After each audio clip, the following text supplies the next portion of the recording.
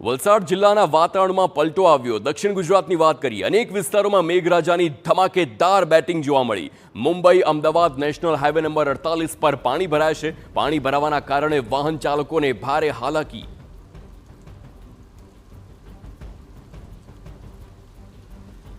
દક્ષિણ ગુજરાતમાં પણ આ પ્રકારનો વરસાદ, ઓરેન્જ એલર્ટની આગાહી જે પ્રકારે દક્ષિણ ગુજરાતમાં પણ કરવામાં આવી છે। વરસાદ અવિરત દક્ષિણ ગુજરાતમાં વલસાડ સહિતના અલગ અલગ જિલ્લાઓમાં વરસાદની શરૂઆત સવારથી જ જોવા મળી રહી છે। વાતાવરણમાં પલટો, વાદળછાયું વાતાવરણ ફરી એકવાર ગુજરાત પર આવ્યું છે અને આપ આ દ્રશ્યો જોઈ શકો છો કે વરસાદ જે પ્રકારે અવિરત વરસે છે તેની અસર વાહન વ્યવહારને પણ ક્યાંક ને ક્યાંક પડતી હોય છે।